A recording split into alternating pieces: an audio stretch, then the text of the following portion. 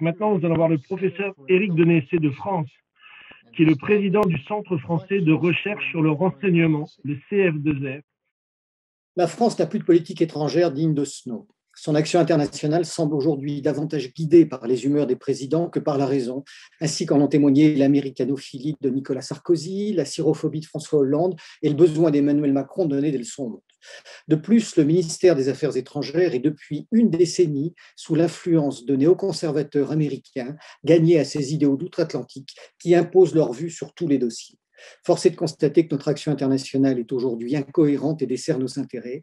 C'est pourquoi il nous paraît utile de livrer quelques idées, 5 principes et 7 points d'implication, afin de contribuer à la réflexion sur une nouvelle politique étrangère pour que notre pays retrouve sa crédibilité. Les principes d'abord. Principe numéro 1, il nous faut revenir à une appréciation réaliste des relations internationales. Le monde n'est pas tel que nous voudrions qu'il soit et il ne risque guère de le devenir. C'est pourquoi il nous faut le regarder de manière lucide afin de promouvoir et de défendre nos intérêts et contribuer à notre niveau à la paix et à la stabilité internationale. Pour cela, il est essentiel de n'être point aveuglé par l'idéologie ou par des amitiés de nature à altérer notre perception des événements et infléchir nos orientations. Malheureusement, notre diplomatie actuelle se caractérise par ce type d'errement qui la rendent incohérente et partisane et qui nous ont fait perdre en une décennie une grande part de notre crédibilité internationale. Deuxième principe, il est également essentiel de réaffirmer notre indépendance d'appréciation des situations. La politique étrangère française doit retrouver sa pleine autonomie car depuis le milieu des années 2020, elle s'est totalement alignée sur celle des États-Unis. Or, la vision du monde américaine n'est pas la nôtre et la politique internationale de Washington est discutable, voire dangereuse sur bien des aspects. Une telle autonomie ne peut exister sans courage ni indépendance d'appréciation. Ça sous-entend que nous disposions à la fois d'un système de renseignement extérieur performant et d'une véritable vision des relations internationales aujourd'hui inexistantes. Toutefois, il ne s'agit pas seulement d'être différent ou original pour le plaisir d'exister, mais il s'agit d'apporter un point de vue vraiment indépendant et réfléchi dans le concert des nations, car il existe toujours une attente à travers le monde d'une voix originale et libre. Notre pays, par sa vision, son expérience et son histoire particulière, a longtemps joué ce rôle qui est très utile à la communauté internationale. Il nous faut y revenir. Sans cette indépendance d'esprit, nous sommes condamnés à être légués un second rôle dans le concert des nations. Et sans le courage qui doit nécessairement l'accompagner, nous ne saurions être crédibles afin de jouer un rôle d'intermédiation dans la résolution des crises et des conflits internationaux. Surtout, ça pourrait à terme conduire à la perte de notre siège permanent à l'ONU. Troisième principe, il est également essentiel de renforcer nos capacités d'intervention militaire extérieure. S'il convient de considérer avec la plus extrême prudence toutes les opérations extérieures, il n'en demeure pas moins que les capacités d'action militaire, coercition ou interposition, demeurent l'un des atouts majeurs de notre politique étrangère et de notre considération mondiale. Quelle que soit l'importance que le monde moderne porte aux capacités d'influence, des diplomates sans armée sont peu écoutés et ne pèsent guère. Aussi, la réduction excessive de notre outil militaire depuis 2 décennies nuit directement à notre action diplomatique et économique à l'international. Il est donc primordial que nous nous dotions de nouveau de moyens suffisants et indépendants afin d'agir sans attendre le bon vouloir de certains de nos alliés, car il n'est pas acceptable que nous devions faire appel quasi systématiquement aux moyens logistiques américains pour conduire nos interventions. Quatrième principe, il est aussi également important de redonner à notre diplomatie les moyens nécessaires à son action. Le Quai d'Orsay, qui est l'un des plus petits ministères du gouvernement, dispose aujourd'hui d'un budget contraint en réduction constante. Et la situation de dénuement dans laquelle se trouve un certain nombre de nos ambassades ne leur permet pas de disposer de moyens d'action à la hauteur des enjeux et de nos ambitions. Qu'il s'agisse de culture, de développement, d'action humanitaire ou de francophonie, les ressources du ministère des Affaires étrangères sont très insuffisantes et ne lui permettent pas d'assurer efficacement le rayonnement de la France dans le monde. Enfin, cinquième et dernier principe, il est essentiel de renforcer notre diplomatie économique. Depuis la fin de la guerre froide, l'économie est redevenue un enjeu central des relations internationales et les rivalités commerciales entre les nations développées se sont considérablement accrues. Dans un contexte relevant souvent de la guerre économique, il est essentiel que notre diplomatie contribue directement à la prospérité de notre pays en permettant par son action l'accès de nos entreprises aux marchés internationaux dans des conditions optimales et que nous puissions acquérir auprès de nos partenaires étrangers des ressources naturelles dont nous avons besoin. Force est de reconnaître que les affaires économiques jouent aujourd'hui un rôle aussi important que les questions politiques et que nos succès à l'exportation contribuent directement au renforcement de nos moyens d'action diplomatiques et militaires. Au-delà de ces 5 principes, 7 points d'application. Le premier est l'Europe.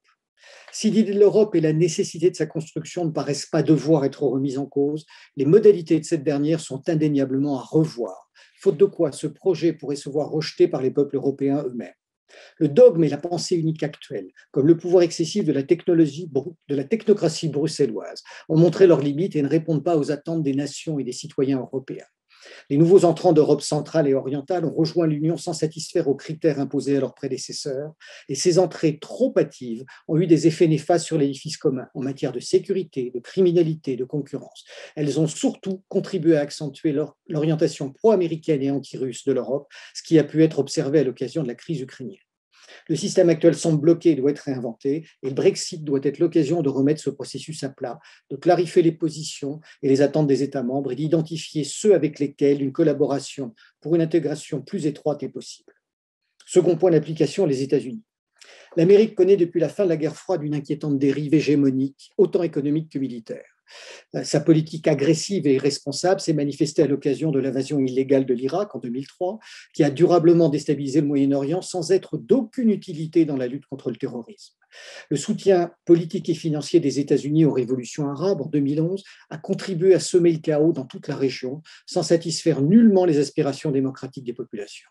Au contraire, afin de favoriser ses intérêts, Washington a systématiquement aidé les frères musulmans, qui sont les promoteurs de l'islam radical, afin de parvenir au pouvoir. Ceux-ci ont depuis été renversés partout où ils avaient accédé aux affaires, grâce à une réaction populaire, notamment en Tunisie et en Égypte. Par ailleurs, les Américains ne cessent d'alerter leurs alliés sur le réarmement russe.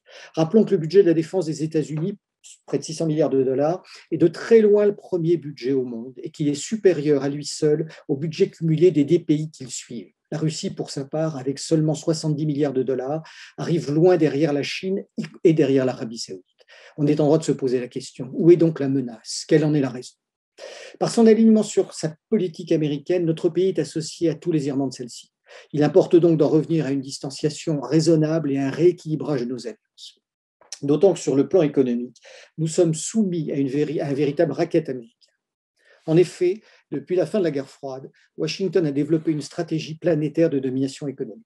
Les États-Unis abusent de tout un arsenal de méthodes afin d'assurer chaque jour davantage leur hégémonie sur les marchés mondiaux.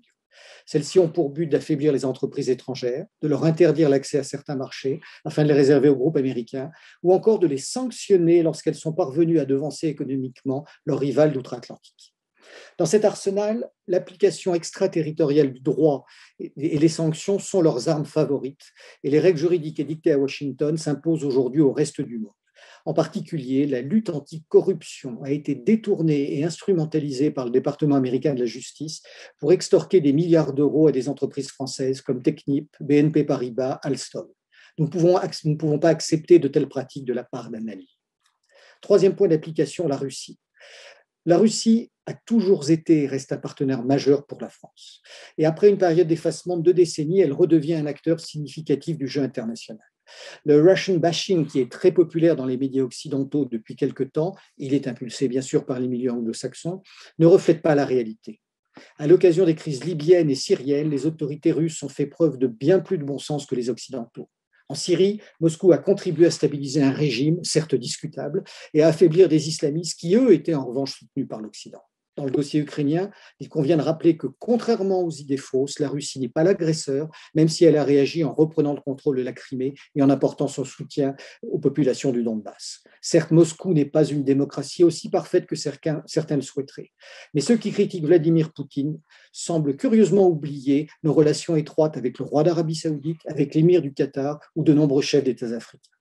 Et si l'on observe indéniablement un regain de l'agressivité russe à l'égard de l'Occident depuis quelque temps, il convient de se souvenir qu'il n'est dû essentiellement qu'au rejet de la main tendue par Moscou au cours des années 90, et il est important que nous reconsidérions notre position à son égard. Quatrième point, l'OTAN. Pour l'ensemble des raisons qui précèdent, il est indispensable que nous quittions le commandement intégré de l'Alliance atlantique et revenions à la situation d'avant 2008. Cette organisation collective, qui a par le passé pleinement joué son rôle, n'a aujourd'hui d'autre raison que de satisfaire les intérêts américains. Certes, quitter cette organisation ne nous apportera rien, mais y demeurer nous conduit à assumer des positions collectives qui sont contraires à nos intérêts. Cinquième point d'application, l'Afrique. Nous devrons construire, nous, Français, une expertise majeure sur ce continent qui fonde notre rôle international. En effet, Nous avons considérablement régressé sur ce point au cours des 2 dernières décennies, car nos élites sont aujourd'hui plus intéressées par d'autres régions et d'autres marchés qui sont indéniablement plus prometteurs sur un plan économique. Toutefois, ceux-ci ne nous servent guère en matière de rayonnement international. Conséquence de ce désintérêt progressif à l'égard de l'Afrique, les États-Unis et la Chine tentent partout à occuper des places qui furent longtemps les nôtres. En conséquence, nous ne pouvons nous désintéresser d'États et de peuples dont les destins ont longtemps été liés à la France, d'autant que l'Afrique est par excellence le continent de la francophonie.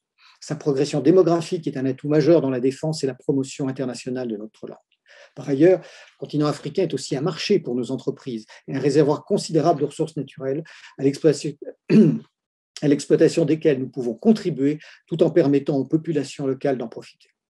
Aussi, contribuer au développement et à la sécurité de l'Afrique doit redevenir une priorité française afin de régler localement certains problèmes qui, s'ils n'étaient pas résolus, auraient immanquablement des conséquences sur notre sol.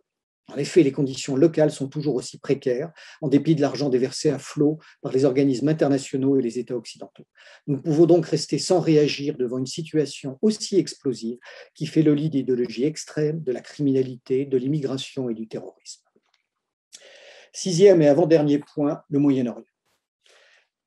L'ensemble du monde occidental, de l'Europe et en particulier notre pays, sont aujourd'hui confrontés à la double menace de l'islam radical et terroriste dont le foyer se situe au Moyen-Orient.